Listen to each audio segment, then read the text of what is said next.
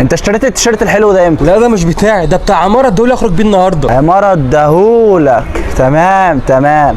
مع اني كنت طالب منه تيشيرت من يومين، قال لي كنت خارج بيه. يا عم عادي يا عم عادي. ما انا كنت خارج بيه فعلا. اشمعنى ده مش خارج بيه؟ يا عم اللي انت شايفه غلط اعمله. طب ثانيه واحده، مش انت لما طلبت مني التيشيرت البيزك جبتهولك؟ بيزك اللي جابولي فيه خرم ده ومش مكوي. يا عم عادي، بص اللي انت شايفه غلط اعمله. وبعدين احنا من امتى بنتكلم مع بعض في الحاجات دي؟ انا مش بتكلم يا عم، انا مش بتكلم. هو انا من امتى اتكلمت مع حد فيكم وبينت له ان انا زعلان؟ انا بشيل في نفسي، بس عادي بقى اللي انتوا شايفينه غلط اعملوه. فكك بقى عشان مش هنخلص بالكلام معاه، كل ما هنتكلم معاه هيقول لك يا عم عادي يا عم عادي. عندك حق، نغير الموضوع بقى. قال ايه الكيسه اللي معاك ده يا عمر؟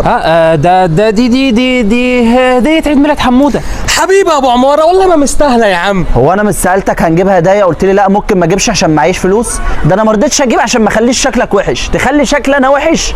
يا عم عادي يا عم عادي. شكلك وحش ايه يا ابني؟ واحنا في بينا الكلام ده برضو؟ ده احنا اخوات. يا عم اتنيل انت بقى على جنب دلوقتي، وريني كده الهديه دي. ايه ده؟ جايب له تيشيرت وانا كنت جايب لي في عيد ميلادي شوكولاتايه ب 20 جنيه وكيس شيبسي. يا عم عادي يا عم عادي. بص اللي انت شايفه غلط اعمله. امسك يا عم الهديه دي، كل سنه وانت زفت على دماغك انت وهو. كل سنه وانت طيب يا حموده.